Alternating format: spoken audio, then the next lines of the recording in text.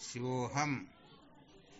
प्रणाम गुरुदेव शिवोहम। प्रणाम गुरुदेव शिवोहम। प्रणाम गुरुदेव शिवोहम। सतगुरु भगवान के श्री चरणों में बारंबार प्रणाम, कोटि कोटि वंदन आपके श्री चरणों में गुरुदेव। शिवोहम। शिवम गुरुदेव शिवम। के श्री चरणों में बारंबार शिवम चरण स्पर्श। क्या विषय चल रहा था? संसार को बनाए रखकर कभी भी सत्य का साक्षात्कार नहीं किया जा सकता। संसार को बनाए रखकर कभी भी सत्य का साक्षात्कार नहीं किया जा सकता, यही चल रहा था ना? जी गुरुदेव, यही कल क्या सुनाया था इसके अंतर्गत? तत्व जिज्ञासा के बिना कभी भी दुखों का अंत नहीं होता। बिना तत्व जिज्ञासा के कभी भी दुखों का अंत नहीं हो सकता। वैसे इस सूत्र को स्वर्ण अक्षरों में लिख लेना है।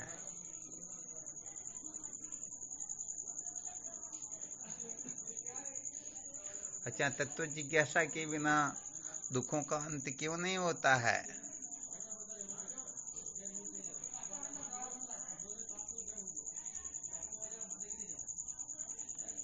क्या कारण है?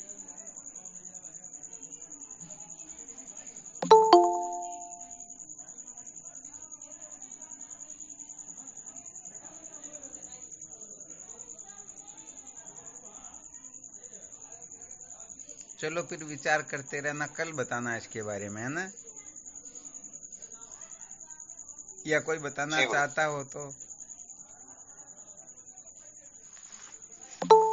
महाराज जी, तत्व जिज्ञासा सत्य जैसा है, उसको उस हिसाब से जानने की जो जिज्ञासा है वो तत्व जिज्ञासा से पैदा होती है। हाँ, नहीं वो तो बिल्कुल क्लियर, परंतु तत्व जिज्ञासा से ही समस्त दुखों की निवृत्ति होती है। क्यों, क्या कारण है? क्या बात है।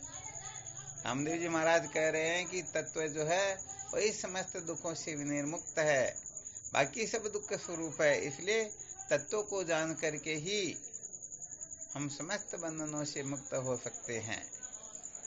और कोई सूत्र बता सकता है क्या इसी प्रसंग के अंतर्गत? तत्व जिज्ञासा से ही समस्त दुखों की निवृत्ति होती है। क्यों?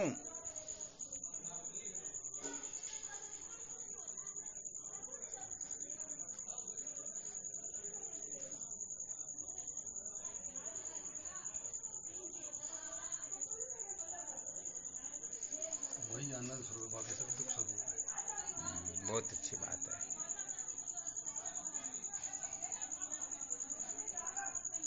इतना दिमाग पर जोर लगाना पड़ता है ना? गुरुदेव, तत्व ही पूर्ण है और पूर्ण को जाने बिना दुखों का अंत नहीं होता है। धन्यवाद, बस हो गया काम। और क्या? तत्व ही परिपूर्ण है, उसके सिवाय सब अधूरे हैं। जो अधूरे के चक्कर में पड़ेगा उसे पूर्ण सुख की प्राप्ति हो सकती है क्या?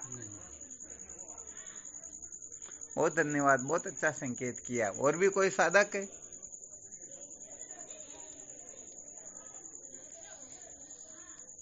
तत्व ही आनंद स्वरूप है। तत्व आनंद स्वरूप है, क्या बात है। जब तक हम आनंद स्वरूप वस्तु का साक्षात्कार नहीं कर लेते हैं तब तक दुखों की निवृत्ति होती ही नहीं। बहुत बहुत धन्यवाद, ये भी बहुत अच्छा सूत्र बताया। और भी कोई सूत्र है?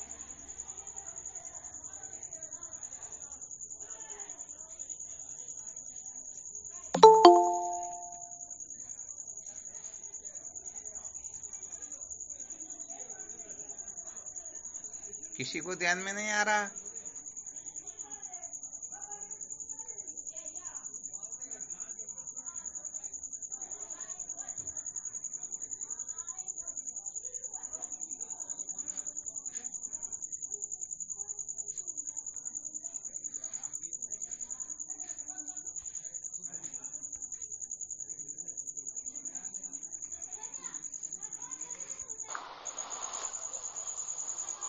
ऐसा कोई ठोस प्रमाण? शिवम गुरुदेव। हाँ शिवोहम। रस्सी को जान लेने पर सर्प और माला और धराल सबकी निवृत्ति हो जाती है। क्या बात है। बहुत बहुत धन्यवाद। इसको कहते हैं ठोस प्रमाण। अरे भाई, सारा जो प्रपंच है, समस्त प्रपंच का अधिष्ठान कौन है? तो ब्रह्म को जान करके ही तो सकल विद्या जाल की निवृत्ति कर सकते हैं। इसके सिवाय कोई उपाय है क्या? यहाँ पर सत्य कहे तो जो कह रहे कि ब्रह्म आनंद स्वरूप है, ऐसा वैसा है, तो यहाँ पर जिज्ञासा हो सकती है कि हम भी ऐसे आनंद स्वरूप ब्रह्म को जाने। परंतु प्रश्न था, तत्व के जानने से ही सकल विद्या जाल की निवृत्ति क्यों होती है? क्योंकि मिथ्या वस्तु का जो अधिष्ठान होता है, उस अधिष्ठान का यदि कोई सम्यक प्रकार से बोध प्राप्त कर ले, सम्यक प्रकार से रहस्य को समझ ले, तो बताओ अध्यस्त की सत्ता रहेगी क्या?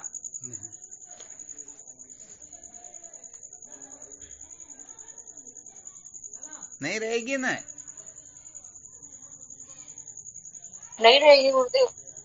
अच्छा, आवाज तो आ रही है ना सबको? जी गुरुदेव, आ रही है। जी महाराज। आ रही गुरुदेव। बहुत बहुत अच्छी बात। तो देखो, जो ठोस प्रमाण होते हैं ना, इस प्रकार के होते हैं। अब इसको काटने की सामर्थ्य किसी में है ही नहीं, क्योंकि हो सकता कोई आनंद स्वरूप किसी वस्तु को बता करके हमें उस ओर प्रवृत्त आदि कर दे, परंतु समस्त प्रपंच का अधिष्ठान बताओ ब्रह्म के सिवाय कोई और हो सकता है क्या? नहीं हो सकता है। नहीं हो सकता है। इसलिए जब तक हम सबके अधिष्ठान को ठीक ठीक प्रकार से अनुभव नहीं कर लेते हैं, उनका अनुभव नहीं हो जाता है, तब तक कारण सहित कार्य की निवृत्ति होती ही नहीं। हाँ, बाकी से कुछ समय के लिए दुखों की निवृत्ति हो सकती है, हम थोड़ी बहुत देर के लिए सुखी हो सकते हैं, परंतु कारण सहित कार्य की जो निवृत्ति होती है वह तो सबके अधिष्ठान के साक्षात्कार से ही संभव है। इसके सिवाय न भूतो न भविष्यति ऐसा कोई उपाय हुआ ही नहीं, और न कोई ऐसा उपाय होगा, हो सकता ही नहीं। हाँ, इसमें किसी को किसी भी प्रकार की शंका आदि करनी हो तो कर सकते हैं।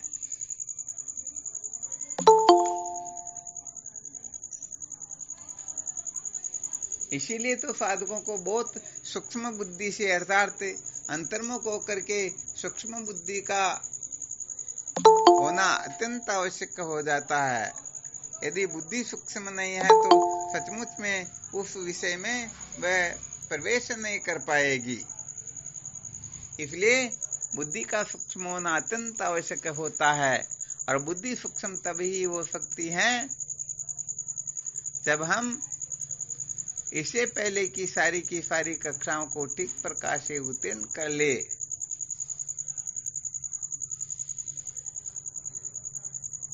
क्योंकि यहाँ पर ये बात श्रुति माता स्पष्ट संकेत करती है, सूक्ष्मया सूक्ष्मदर्शी भी दृश्यते त्वग्रया बुद्धिया सूक्ष्मया सूक्ष्मदर्शी भी। ये आत्मा तत्व जो है अत्यंत सूक्ष्म है, और सूक्ष्म बुद्धि के द्वारा ही इसका अनुभव किया जा सकता है। ये तो बिल्कुल पक्का है ना, वस्तु जैसी है उसके आकार की जब तक वृत्ति नहीं बन जाती है, तब तक उस वस्तु की आश्रित जो विद्या होती है, ज्ञान होता है, उसकी निवृत्ति संभव ही नहीं है। तो बताओ, ब्रह्म जैसी वृत्ति नहीं बनेगी तो बताओ ब्रह्म के आश्रित जो अविद्या है वह भस्मीभूत हो सकती है क्या? नहीं हो सकती है गुरु। हाँ, इसलिए ब्रह्म अत्यंत अत्यंत अत्यंत सूक्ष्म है। जब तक ऐसी वृत्ति नहीं बन जाती है, तब तक सचमुच में मूल विद्या की निवृत्ति होती ही नहीं, और मूल विद्या की निवृत्ति हुए बिना कोई कृतार्थ हो सकता ही नहीं। भाई, घट ज्ञान क्या है? घटाकार वर्ती को ही तो घट ज्ञान कहते हैं। और घटाकार वर्ती कब होगी? जब घट के आश्रित जो अज्ञान है वो निवृत्त हो जाए, तभी तो घट का यथार्थ ज्ञान होता है। अंधकार में जब घड़े मिट्टी का ही दर्शन नहीं होता तो घड़े का ज्ञान कहाँ से होगा?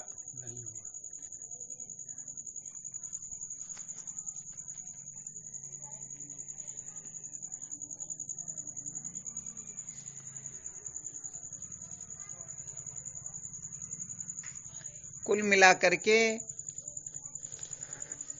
अपनी जो दृष्टि होती है ना, वो अंतिम तक पहुंच जानी चाहिए। कैसा भी क्वेश्चन क्यों न किया जाए, तुरंत अंतिम जगह तक अपनी वृत्ति चली जाए और उसका उत्तर ज्यों का त्यों, आज इसको कोई खंडित न कर सके, कोई काट न सके। क्योंकि यहाँ पर हम आप अकेले कह देंगे कि ब्रह्म आनंद स्वरूप है इसको, इसलिए उसको जान करके हम सर्व दुखों से मुक्त हो सकते हैं। परंतु यहाँ तो समस्त विश्व, समस्त विषय पुरुष, यही तो कहते विषय आनंद स्वरूप है, विषयों में मौज मस्ती जैसी वैसी कहीं पर है ही नहीं। तो बताओ उनमें और इनमें क्या अंतर रहा? प्रवर्त तो इस तरफ होंगे ना। और जब निर्णय करने में लगेंगे या निर्णय करेंगे तब तक तो उनका जीवन ही चला जाएगा, बेचारे कीचड़ में तो पड़े ही रह जाएंगे ना। तो हालांकि ये बात गलत तो नहीं है, बहुत उत्तम बातें हैं, बहुत अच्छी बात है, परंतु फिर भी मार्मिक जो रहस्य होता है वो ऐसा होता है कि उससे आगे फिर कोई सूत्र हो सकता ही नहीं। आगे समझ में अच्छी तरह से? गुरुदेव, घटाकार वृत्ति से तात्पर्य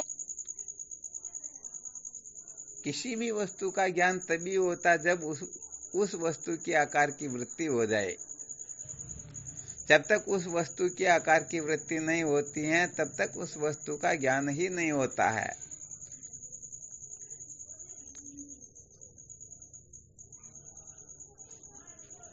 होता क्या है कि जैसे मोबाइल को देखना है तो अंतःकरण से वृत्ति उठेगी और नेत्र के द्वारा निकल करके फिर मोबाइल के आकार की वह वृत्ति हो जाएगी। उस वृत्ति में जो आभास होता है वह आभास जो है उस वस्तु की आश्रित जो तुला विद्या होती है उसका वो विनाश कर देता है, और उसका नाश होते ही हमको ज्ञान हो जाता है कि भाई इसे मोबाइल कहते हैं।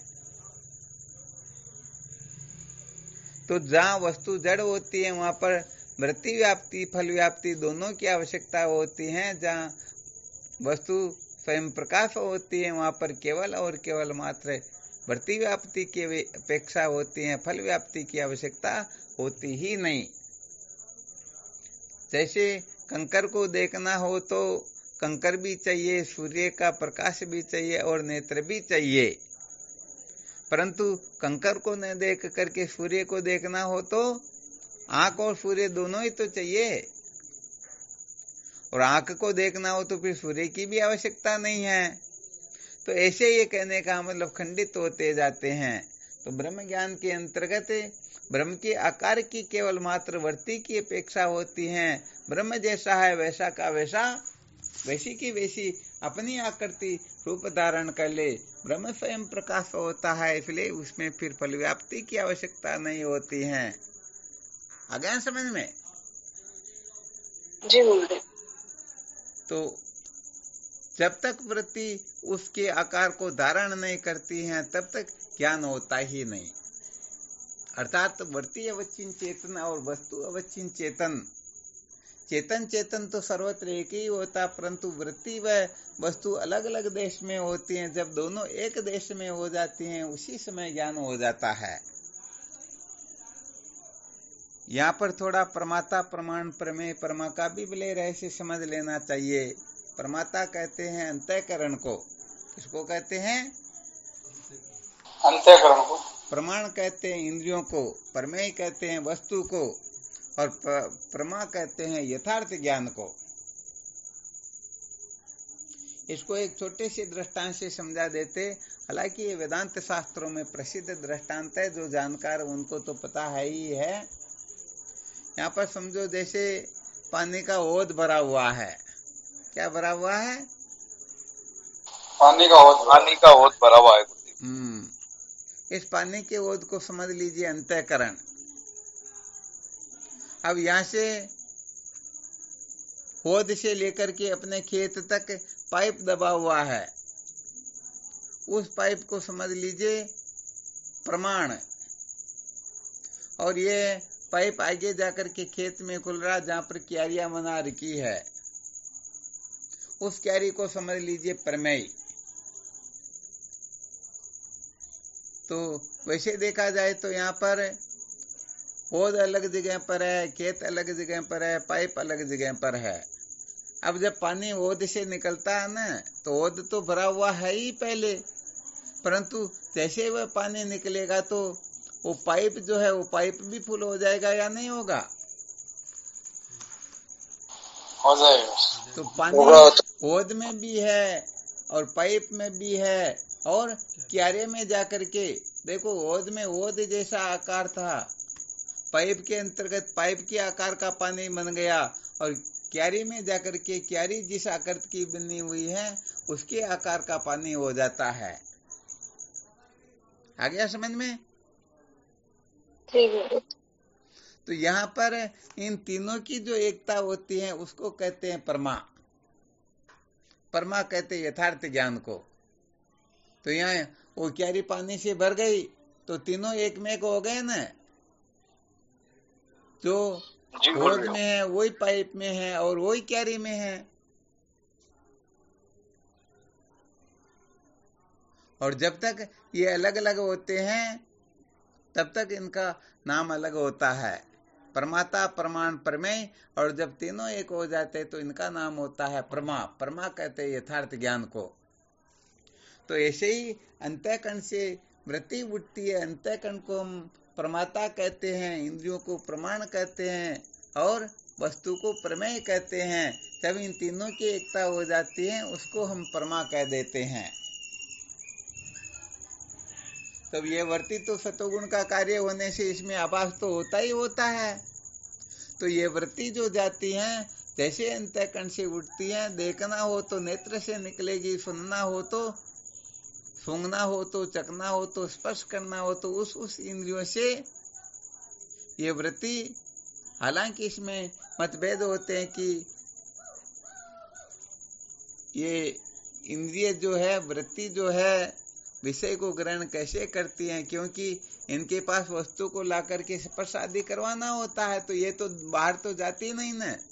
तो इस विषय पर फिर कभी चर्चा होती रहेगी।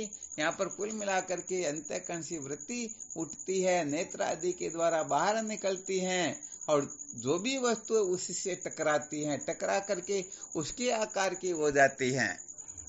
अब यदि वह वस्तु प्रकाशमान है तो फिर वो वृत्ति में जो आभास है उसकी आवश्यकता नहीं होगी, केवल वृत्ति व्याप्ति उनके आकार को धारण करेगी और वह स्वयं प्रकाश होने से अपने को ज्ञान हो जाएगा कि ये वस्तु है। परंतु यदि जड़ है तो उस समय उस वृत्ति में जो आभास होता है वह चेतन, वृत्त्यारूढ़ जो चेतन होता है वह आवरण को भंग करता है, क्योंकि वृत्ति तो जड़ होती है। जड़ वस्तु कहीं आवरण थोड़े भंग करती है, आवरण भंग तो चेतन करता ना। जी गुरुदेव। जी गुरुदेव। वृत्ति उसके आकार की होते ही वृत्त्यारूढ़ चेतन उस अविद्या को भस्म कर देता है और बोध हो जाता है। इसको ये कहते हैं, जैसे समझो ट्यूबलाइट के ऊपर ये फिलिप्स, बजाज, सूर्या या किस कंपनी की है ये पता नहीं चला, क्योंकि उसके ऊपर बहुत ज्यादा धूल जमी हुई थी। चल तो रही थी परंतु अक्सर फिर भी साफ नहीं दिखाई दे रहा। अब हम क्या करेंगे, हम अपनी उंगली से उस धूली को हटाएंगे। तो इस धूली को हटाने का नाम ही वृत्ति व्याप्ति होता है। अच्छा, धूली को हटाने के बाद में फिर अपने को टॉर्च जला के देखना पड़ेगा कि भाई ये कितने वाट की, कितने के की है, अथवा किस कंपनी की है। कुछ भी देखने के लिए फिर अलग से टॉर्च जलाना होगा क्या? नहीं होगा, नहीं होगा, नहीं होगा। यदि वही बंद हो तो फिर टॉर्च जलाने की आवश्यकता हो सकती। तो वह संसार के पदार्थ जड़ होने के कारण फल व्याप्ति, वृत्ति व्याप्ति दोनों की आवश्यकता होती है, परंतु ब्रह्म स्वयं प्रकाश होने से केवल और केवल मात्र ब्रह्म के आकार की वृत्ति बन जाए, इतना ही साधकों को अपेक्षित होता है। अब ब्रह्म कैसा है, बस उसी प्रकार की वृत्ति बनेगी तभी तो ब्रह्म ज्ञान होगा। तो यहाँ पर तो ब्रह्म को अनोरण्यान में तो मैयान है, ब्रह्म को सत भी कहा जाता, असत भी कहा जाता, सत असत से विलक्षण भी कहा जाता, सत असत से परे भी कहा जाता। पता नहीं शास्त्रों में क्या क्या किस किस प्रकार का कहा गया, तो जैसा जैसा शास्त्रों में ब्रह्म के बारे में वर्णन किया गया है उस प्रकार की वृत्ति बन जाए तो उसी समय ब्रह्म ज्ञान हो जाता है। और यदि उस प्रकार की वृत्ति नहीं बनती है तो फिर ब्रह्म ज्ञान सचमुच में होगा ही नहीं। अब हम केवल मात्र ब्रह्म को निराकार समझ करके वृत्ति को निराकार करते हैं, परंतु साकार कौन है? यदि साकार समझ करके करते हैं तो निराकार कौन है? अरे साकार निराकार से परे कौन है? साकार निराकार से विलक्षण कौन है? इसलिए यहाँ पर अनेक प्रकार से मंथन करके फिर निश्चय करना होता ब्रह्म, इसे कहते हैं। इस प्रकार के निश्चय का नाम होता है ज्ञान। तो ये निश्चय जब तक वृत्ति में जो गुण तमोगुण होता है तब तक ऐसी वृत्ति बनती ही नहीं। अथवा ऐसा समझना चाहिए कि जब तक वृत्ति सूक्ष्म नहीं होती है, जब तक रितंबरा प्रज्ञा नहीं होती है, तब तक सचमुच में ब्रह्म को धारण करने की, ब्रह्म को समझने की, ब्रह्म कैसा है उस प्रकार का ये संभव होता ही नहीं। बस इसीलिए समस्त वृत्तियों का पहले निषेध करना होता है, क्योंकि समस्त वृत्तियों के निषेध को ही ब्रह्माकार वृत्ति कहते हैं। अब हम तो किसी भी जगह पर अटक जाते हैं, अपने को जहां मजा आता वहां अटकते या नहीं अटकते?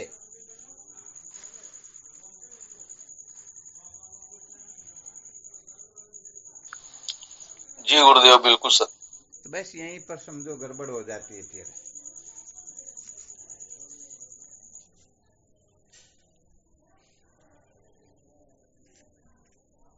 तो चलो इसके बारे में भी अपने को बहुत अच्छी तरह से, क्योंकि यही तो ठीक ठीक प्रकार से समझना, ब्रह्माकार वृत्ति उदय हो, इसी के लिए हम सारा का सारा कर रहे हैं। अंतिम जो होती है ये ब्रह्माकार वृत्ति ही होती है। इसलिए अपने को रास्ते में भी नहीं रुकना है और होकर के भी निकलना है। यदि हम उस जगह के रहस्य को ठीक तरह से नहीं समझेंगे, जैसे विवेकादि साधनों से ठीक प्रकार से संपन्न नहीं होंगे, तो फिर ब्रह्माकार वृत्ति उदय थोड़े हो सकती हैं। हालांकि ठीक है, भूख तो रोटी से ही बुझती है, परंतु रोटी बनाने के लिए बेलन, चकलोटा, तवा सबकी आवश्यकता तो होगी ना। अब कोई कह दे रहे भूख तो रोटी से बुझती, इनके चक्कर में क्यों पड़ना? तो बताओ रोटी बन सकेगी क्या? नहीं। यहाँ पर तो तवा भी चाहिए, गैस भी चाहिए, अग्नि भी चाहिए, समस्त सामग्री हो तभी तो काम चलता ना। हाँ, ये जरूर है कि जब भोजन बन के तैयार हो जाए तो फिर सबका त्याग कर दो, कोई आवश्यकता नहीं है। परंतु भोजन नहीं बनने से पहले यदि कोई त्याग कर दे, होगा ना, हो गया ना बड़ा गड़बड़ घोटाला। इसीलिए साधकों को बहुत अच्छी तरह से मंथन करके समझना होता है, किस समय किसका ग्रहण करना होता है, किस समय किसका त्याग करना होता है। जिस समय ग्रहण करना हो उस समय त्याग कर दे, त्याग करना हो उस समय ग्रहण कर ले, तो ये बड़ा गड़बड़ घोटाला हो जाता है और निश्चित रूप से वह सत्य के साक्षात्कार से वंचित ही रह जाते हैं। आ गया ना बिल्कुल क्लियर समझ में? जी गुरुदेव। हाँ, इसलिए जिन जिन साधकों की ब्रह्म विचार की ओर प्रवृत्त होने से पहले समस्त क्लासें परिपूर्ण होगी, तो निश्चित रूप से वो ब्रह्म साक्षात्कार करके उनके जीवन को सार्थक कर लेंगे। और यदि तैयारी पूरी नहीं है तो अरे हाथ में घी तेल लेकर के दीपक थोड़े जला सकते, दीपक की तो आवश्यकता होती है ना। या फिर ऐसे तेली में घी ले लेंगे, तेल ले लेंगे, बाट रख करके फिर ऐसे ही जला देंगे, वही ये प्रकाश हो गया। गुरुदेव दिया चाहिए। हाँ, उसके लिए दीपक की भी आवश्यकता होगी ना, बाती की भी आवश्यकता होगी, घृत की भी आवश्यकता होगी। ये सब कुछ हो गया तो फिर अंधकार को मिटाने के लिए अलग समय की आवश्यकता होती ही नहीं, तो तत्क्षण अंधकार की निवृत्ति हो जाएगी।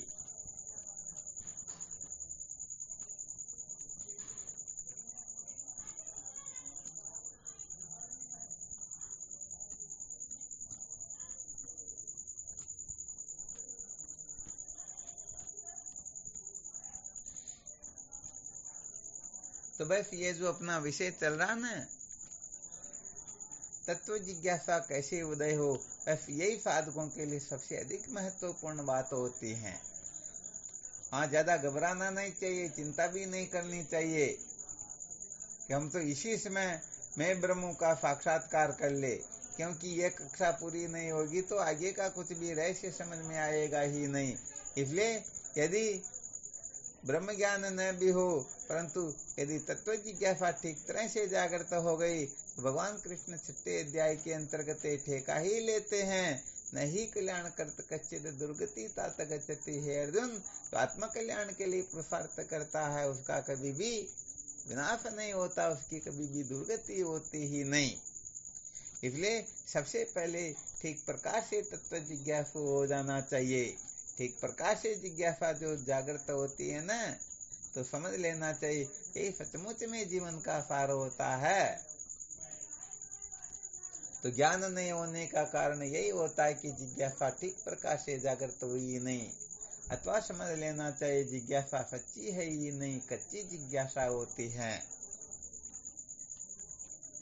विचार करके देख लो, हम धन दौलत कमाने के लिए 3-3 साल के लिए विदेशों में चले जाते हैं, परंतु क्या ब्रह्म विद्या की प्राप्ति के लिए 3 दिन भी घर छोड़ करके महापुरुषों के सानिध्य में जाने का विचार रखते हैं? नहीं रखते हैं गुरुदेव, बिल्कुल तो गड़बड़ हो रही है ना। इसका मतलब सचमुच में तत्व जिज्ञासा ठीक प्रकार से जागृत नहीं हुई। जब तक मन के चेले बने हुए हैं, बुद्धि की कल्पना में जी रहे हैं, तब तक तो समझो तत्व जिज्ञासा जागृत हुई ही नहीं।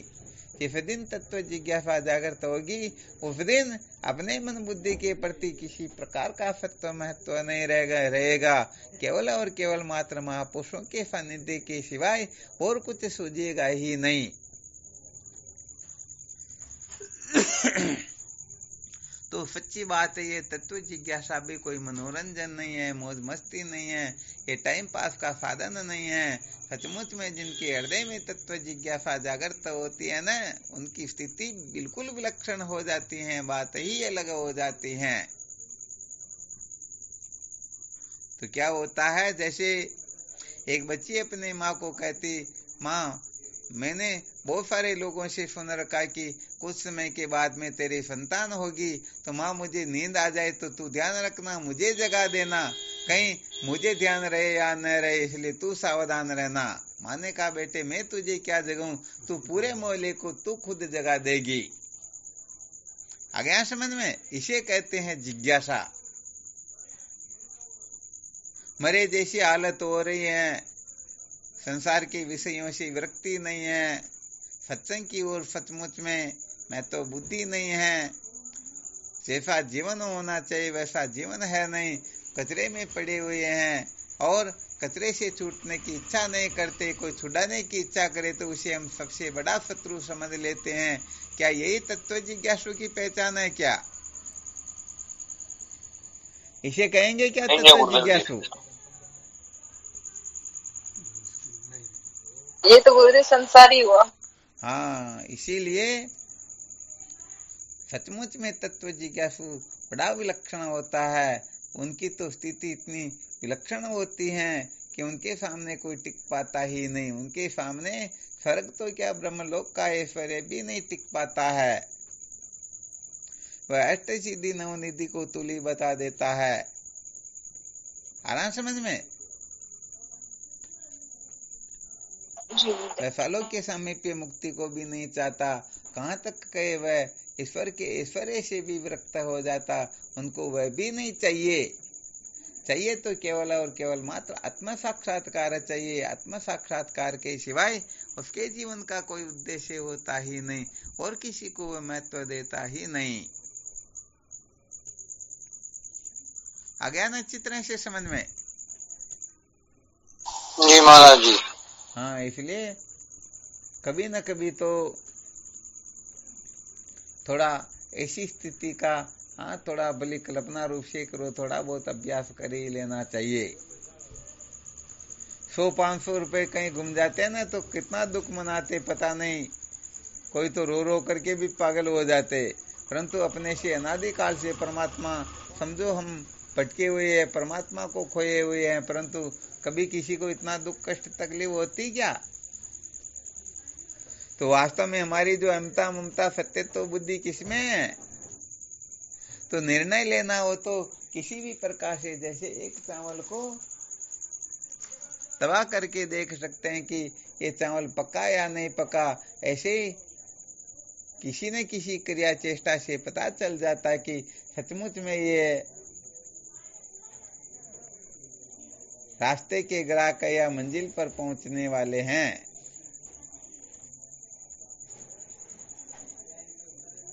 यहाँ पर बहानेबाजी थोड़ी चलती है, यहाँ पर अक्ल होशियारी बिल्कुल काम ही नहीं करती है। यहाँ पर तो बिल्कुल अविद्या के बंधन से मुक्त होना हो तो बस अपने को केवल और केवल मात्र तत्व जिज्ञासा को ही महत्व देना होगा, वरना हम जो कुछ भी कर रहे हैं इसे यही सिद्ध होता है कि हम संसार को बनाए रखकर फिर तत्व साक्षात्कार करना चाहते हैं, सत्य को जानना चाहते, जो कदापि भी संभव है ही नहीं।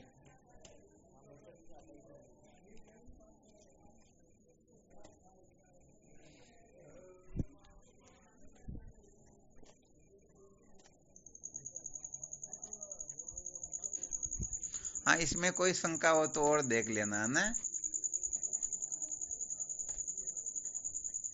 जी महाराज, इसमें तो कोई शंका है नहीं है ना शंका।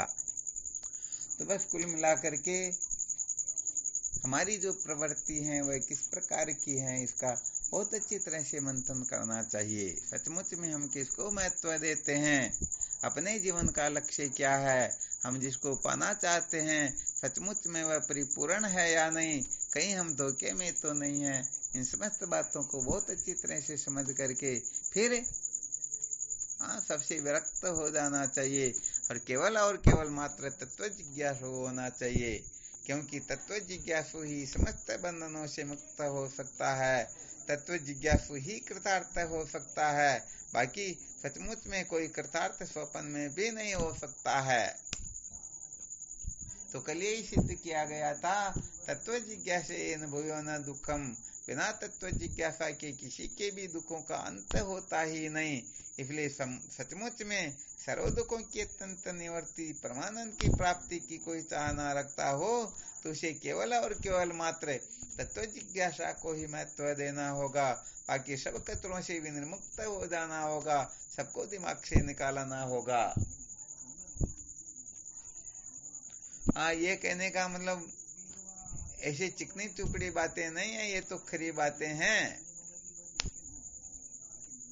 चाहे आज नहीं कल, हजार लाख करोड़ कल्प के बाद में भी समझोगे तो इस रहस्य को समझेंगे, तभी सचमुच में हम कल्याण के भागी होंगे।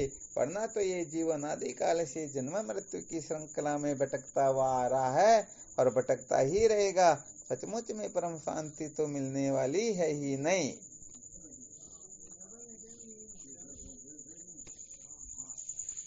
तो सबसे अधिक महत्व किसको देना है?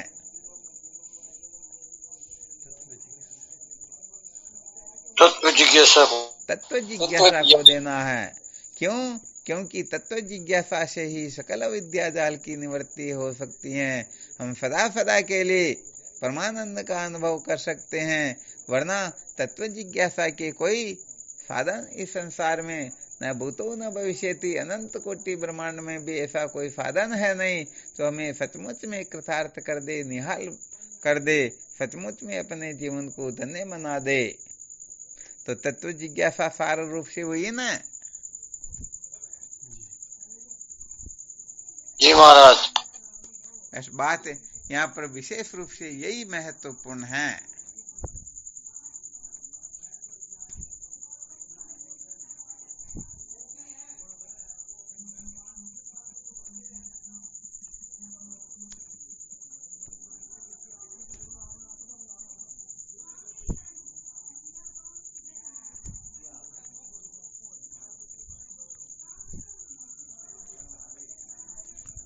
चलो कोई शंका हो तो देख लो। और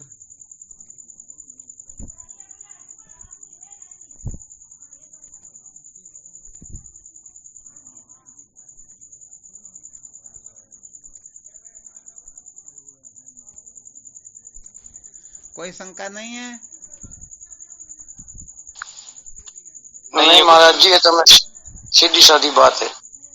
चलो बहुत अच्छी बात, कोई शंका नहीं। तो बस अब तत्व जिज्ञासु बनने की ही ठान लो, हम तत्व जिज्ञासु बन के ही रहेंगे। जो कुछ भी गड़बड़ है उस गड़बड़ को निकाल करके तत्व जिज्ञासा में किसी भी प्रकार की न्यूनता नहीं आने देंगे, न्यूनता नहीं रखेंगे।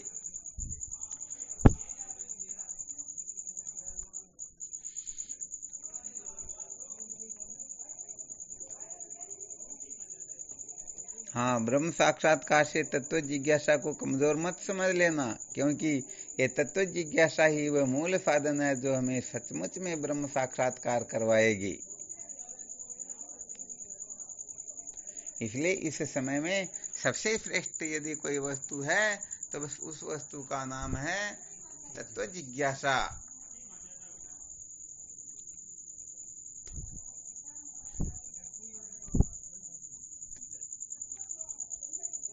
बिगड़ जिज्ञासा तो किसी को प्राप्त किया ही नहीं जा सकता महाराज। सवाल ही नहीं, बिना जिज्ञासा के तो कुछ भी प्राप्त नहीं हो सकता।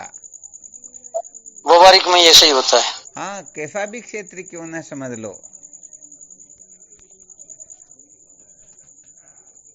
ओम गुरुदेव। हाँ शिवोहम। कारण बिगड़ क्रिया नहीं होती है। हाँ बिल्कुल बिल्कुल सही बात है। फिर भी आज हीरालाल जी का प्रमोशन हो गया शायद, ऐसा लगता है। देखो कृपा गुरुदेव की कृपा होता या नहीं होता?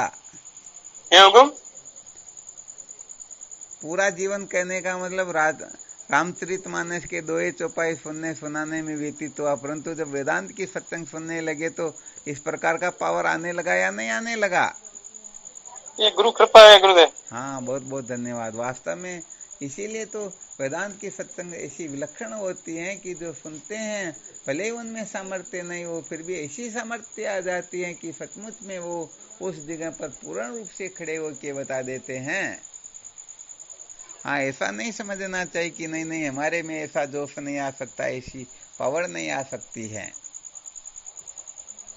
तो ये सचमुच में जो इस ओर महत्वपूर्ण समझ करके इस ओर प्रवृत्त हो जाएंगे तो भले उनमें लक्षण कुछ भी नहीं हो, फिर भी वो सचमुच में ब्रह्म जिज्ञासु हो जाएंगे। आपको शायद एक पहले दृष्टांत संकेत रूप में बताया था, कहीं पर वो मरने मारने जैसी स्थिति हो गई, या समझो कोई डाकू आ गया, किसी का मर्डर कर रहे थे, लूट रहे थे, पता नहीं उनके साथ में क्या कर रहे थे। वो खेतों की बात थी, तो खेत के अंतर्गत एक 70 वर्ष का बूढ़ा व्यक्ति भी वो भी सुनता कि रे वहाँ कुछ न कुछ गड़बड़ घोटाला हुआ, तो वो भी दौड़ के जाने लगा। और उनके आगे पीछे जो 25, 30, 35 साल के अच्छे पहलवान टाइप के वो भी दौड़े जा रहे थे। तो क्या हुआ कि थोड़ा जाने के बाद में एक खेत में कोई एक लेडी काम कर रही थी, तो उन बूढ़े को देख करके हंसी। वो क्या कि गड्ढे खोदने का काम कर रही थी, उसके हाथ में वो लोहे का सरिया होता ना, ऐसा 4 फीट का सरिया था उनके हाथ में। तो उनको देख करके ऐसी कि ये सब जा रहे, तो ये तो कुछ न कुछ करके दिखाएंगे, बूढ़ा जा करके वहां क्या भीड़ करेगा। तो उस वृद्ध व्यक्ति ने उसकी बात को सुन ली, तो वृद्ध व्यक्ति उसके पास में जाता और उनके हाथ से वो सरिया था ना, उस सरिया को ले लेता है और उस सरिये को लेकर के दोनों सिरों से हाथ से उस सरिये को पकड़ता है और उसकी गर्दन के लगा करके उस सरिये को दबा देता। वो जैसे गांव में वो आईली क्या बोलते पहनते हैं ना, चांदी की अंसली क्या बोलते हैं, वो आईली है महाराज। हाँ, तो वो उस सरिये को मोड़ करके ऐसे बना देता है, उसके पैर नीचे से तो जमीन खिसक जाती है। अरे ऐसा बूढ़ा, इतना पावर बड़े बड़े पहलवान नहीं कर सकते, इस काम को करके दिखा दिया। अब वो गए और जब वापस आए ना, तब वो परेशान हो रही थी, कौन निकाले, बहुत सारे लोग पतरे, फिर भी कुछ नहीं हुआ। 2-2, 4-4 व्यक्ति लग रहे, फिर भी कुछ नहीं हुआ। उनको ही कहा भाई आपको ही ये काम करना होगा, और तो कोई नहीं कर पाएगा। तो उन्होंने कहा भाई फिर कोई ऐसा समय आने दो, ऐसी कोई विपरीत परिस्थिति, तभी मैं कर पाऊंगा, वरना मेरे में तो इतनी हिम्मत नहीं कि मैं इसको ठीक कर दूं। तो देखो ऐसा समय होता तो जोश आ जाता ना। आपकी तो ऐसे शिवम गुरुदेव। हाँ, इसलिए निश्चिंत रहना चाहिए, कमजोर नहीं समझना अपने आप को। सचमुच में हम तो ऐसे हैं कि हमारे सामने कोई कुछ होता ही नहीं, परंतु हम अपने स्वरूप का साक्षात्कार न करके अनात्म पदार्थों में अमत्व ममत्व सत्यत्व बुद्धि करके ही जीवन को व्यर्थ बर्बाद करते हैं। गुरुदेव, समय काल की परिस्थिति पे बहुत आदमी को समझना चाहिए समय काल हाँ को। बिल्कुल, इसलिए कोई दिक्कत की बात नहीं, सत्संग सुनते रहो, निश्चित रूप से बात समझ में आ जाएगी। जो सत्संग सुन रहे उनकी दुर्गति तो किसी की सामर्थ्य नहीं कि उनकी दुर्गति करवा दे। इसलिए सचमुच में अपने को बहुत अधिक भाग्यशाली समझते हुए ब्रह्म जिज्ञासा कैसे जागृत हो, इसके बारे में खूब मंथन करना, इसके लिए संतों से मिलना, शास्त्रों का स्वाध्याय करना, साधन भजन करना, जो कुछ भी करना इसी के लिए करना है।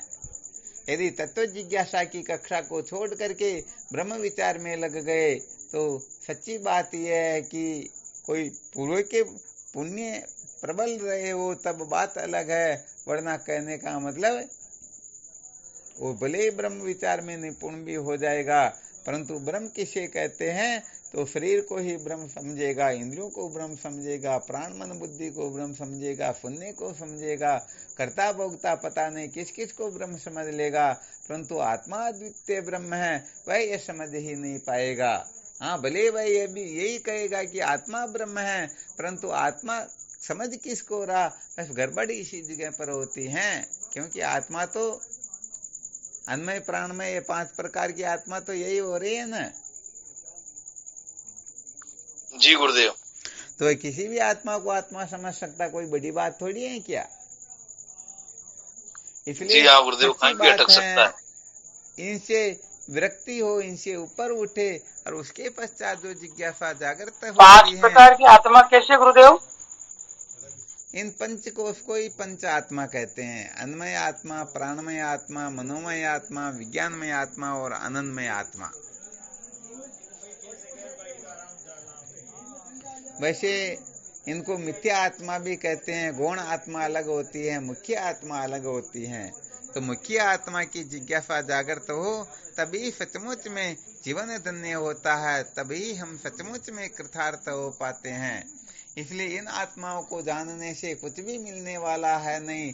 जैसे सीपी में प्रतीत होने वाली चांदी को भले ही ट्रक न बल्कि ट्रेन भर करके एकत्रित क्यों न कर लो, फिर भी वह धनवान होने वाला है नहीं। तो मुख्य आत्मा का साक्षात्कार करके ही ये जीव सदा सदा के लिए अजर अमर हो सकता है। बाकी के आत्मा तो बंध्या पुत्र के समान है, वास्तव में इनकी सत्ता ही नहीं है। माने माने बंधन में आयो, कल्पना कर करके हम उलझे हुए रहते हैं। आ गया ना चित्र से समझ में? जी गुरुदेव।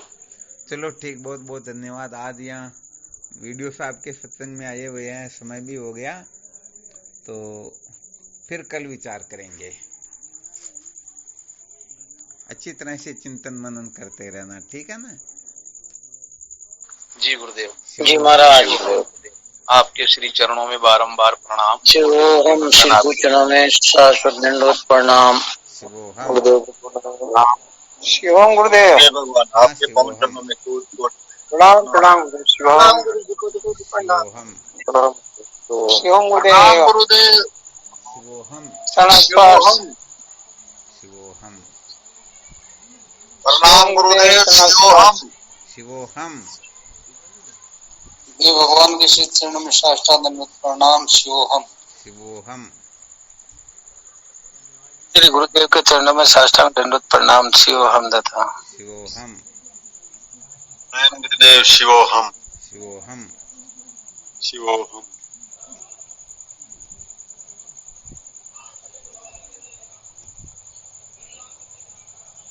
कोटि कोटि प्रणाम स्वामी जी आपके श्री चरणों में। शिवोहम।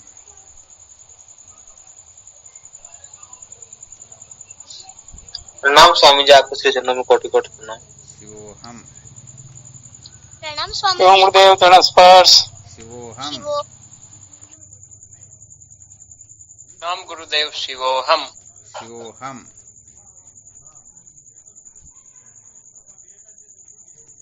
प्रणाम गुरुदेव। श्री सतगुरुदेव स्वामी जी के चरणों में कोटि कोटि प्रणाम। शिवोहम गुरुदेव। शिवोहम।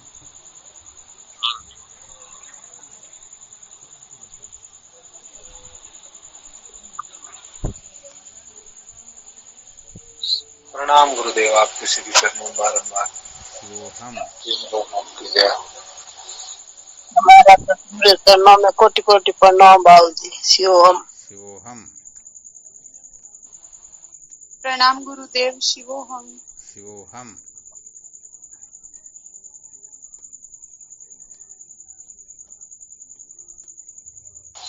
कोटि कोटि प्रणाम स्वामी जी, आपके सिर चरणों में। शिवोहम।